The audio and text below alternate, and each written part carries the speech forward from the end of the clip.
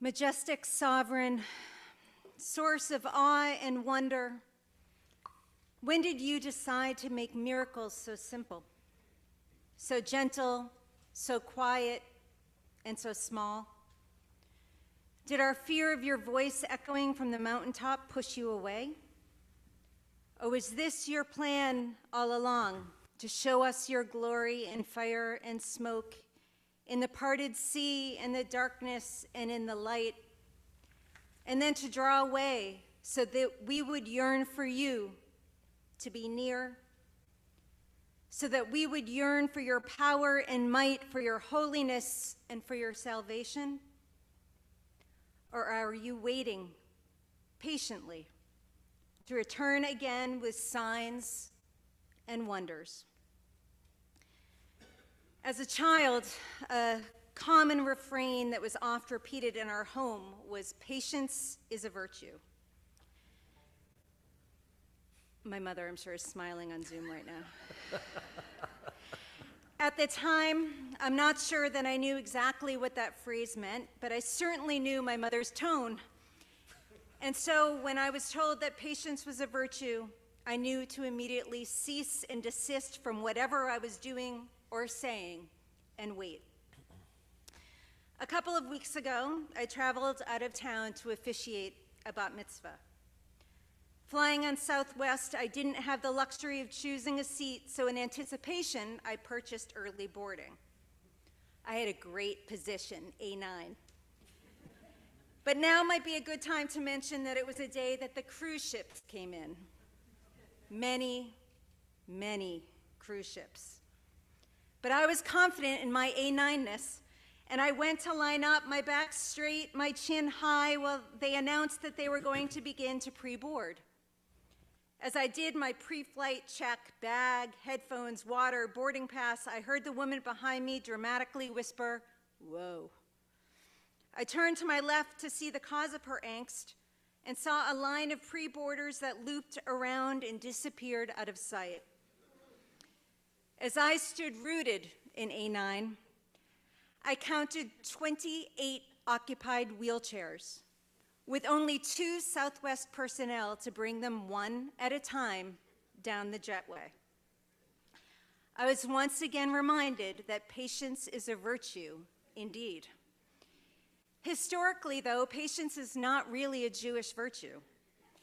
The Talmud records for us that the Jews were referred to as Ama Paziza, a hasty, impetuous folk.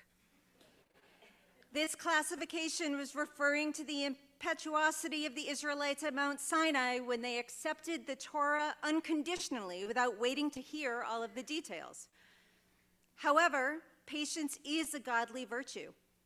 Patience is one of the 13 attributes of God listed in the Torah, which we will chant throughout these holy days. Adonai, Adonai, El Rachum V'Chanun. What is human history, the Torah seems to teach, if not an extreme example of God's patience towards humankind? We say in our Yom Kippur prayers that God waits, so to speak, for us until our last day, ready to accept our improvements and repentance. Since we are bidden to emulate the ways of our Creator, it would follow that patience and the ability to wait out a situation or problem should be virtues of our Jewish character. And yet, the people of Israel were impatient for the return of Moses, their leader from Mount Sinai. They felt that he was somehow late in coming. The Torah lists this impatience as being the cause of the unrest that eventually resulted in the demand for the golden calf and the disastrous events that followed. The same impatience that was a virtue in their acceptance of Torah became the detriment that led to a sin with eternal consequences. A musar, which is a Jewish spiritual practice that gives concrete instructions on how to live an ethical, meaningful life, teaches that the concept of having patience goes much deeper than it seems. In Hebrew, the root of the word for patience, savlanut, is also the word for suffering. The musar teaches that suffering and patience are close in meaning to one another. The teaching recognizes the fact that at every level, suffering or pain is present in human consciousness and must be considered in understanding human behavior. Seeking out the common element in this word teaches us a fundamental lesson about patience, as Jewish tradition would have us understand it. Being patient does not mean that you're in a completely calm and unruffled state of mind, but rather that you are able to bear the burden of your uncomfortable feelings without outwardly reacting. The text urges us to think of our emotional load as a heavy suitcase, and that we are the porter who can carry it on his or her shoulder to bear that burden. As I'm sure you're aware, after all of these years, I love giving the Kol Nidre sermon. You have always supported me as I stand up here and often bear the deep recesses of my soul. But this year I had trouble, not because I couldn't think of a topic, but because I was terribly anxious. You see, I fell into a deep emotional pit a year ago when Abigail and Jonah both went to college and our home felt so silent. Aside from our 2 dogs and my husband who walks around the house on his speakerphone all of the time, it felt like the life had been sucked out of the walls, out of me. I didn't smile or sleep for months. My husband and our kids went through so much, and it took a tremendous effort and an amazing village to pull me back out of that pit. But at the same time, I began to struggle with something that I never had before, severe and paralyzing anxiety. Things that had been a part of my life as long as I could remember became a challenge. Leading a bar mitzvah service, getting a haircut, going away on vacation, even going out to dinner with a friend would cause such anxiety that I couldn't breathe or function. Those who struggle or love someone who struggles with intense anxiety understands. The feeling that you are unsteady, unfocused, and impatient. You begin to believe that darkness lurks around every corner and that you will never feel normal again. And as the anxiety took a greater hold on me, I became impatient. Impatient with myself for allowing myself to feel so weak. Impatient with those around me that they didn't seem to understand that I couldn't make it stop. Impatient with God, to whom I begged to make me whole, and impatient that getting better was taking so long. Last week, after second day Rosh Hashanah services, I must have looked pensive on the bima because my friends Debbie Hockman and Amy Freund came right up to me and wisely and intuitively said, "Andrew spoke about finding hope and choosing life in his Rosh Hashanah sermon. I think you should talk about that too and make it yours." That same afternoon, I came across a quote from Michelangelo which said that every block of stone has a statue inside it, and it is the task of the sculptor to discover it. So with the words of my friends in my mind, I began to think, what if we changed Michelangelo's words?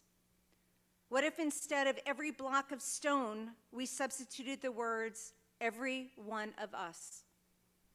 Every one of us has a statue inside, and it is our task as the sculptor of our lives to discover it. One of my professors once said, patience with others is love, patience with self is hope.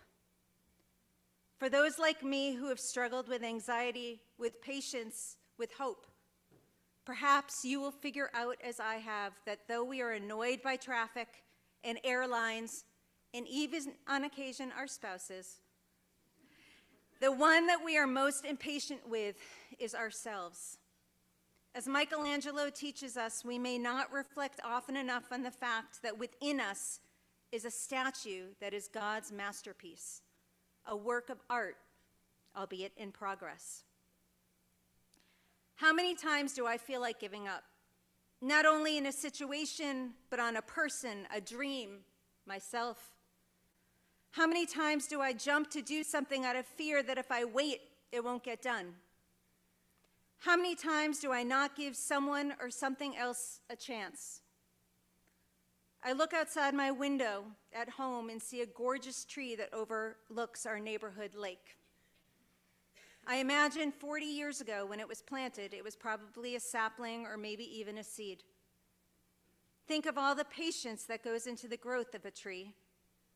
What if a person uprooted it after a mere season, thinking that nothing was happening? Would they realize that with a lack of patience, they could deny the sapling's potential to grow into a tree? The Torah compares man to a tree, as it says, the human being is a tree of the field. I think it makes this comparison because we grow like a tree with patience. Once there was this ancient teacher who grew old and needed to find a disciple to take his place.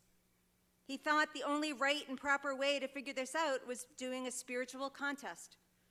His contest was to whoever could cross a stream without getting their ankles wet. That person could be his successor. They were unable to use any man-made object to help them cross. Many disciples tried and failed until a young girl came up and asked the ancient leader for a chance. The girl asked the ancient leader to wait for her as she prepared. Months went by, and the girl finally told the ancient leader that she was ready. She walked across the stream, and the ancient leader was shocked to see her ankles were still dry. The girl waited until winter had come, and the river had frozen to ice, enabling her to walk across the river without getting her ankles wet. I love this story. That little girl understood the nature of things. She knew it was only a matter of time until the conditions would be right for her crossing. She just needed to be patient. Her ability to be conscious and mindful helped give her a better understanding of life. My husband is my greatest teacher, and he opened my heart when he spoke about hope during Rosh Hashanah, about embracing and choosing the life that you lead. I am coming to learn that patience is only possible for one who hopes, because without some form of hope, opportunities for patience can only be met with despair. That sounds drastic, and at times it can be, but there are different kinds of hope, and often small, limited versions of hope serve to get us through our days. In ordinary circumstances, simple human experiences provide enough hope to fuel patience, both good and bad times. Experiences don't last forever, and joy can come unexpectedly and surprises us even at unlikely times.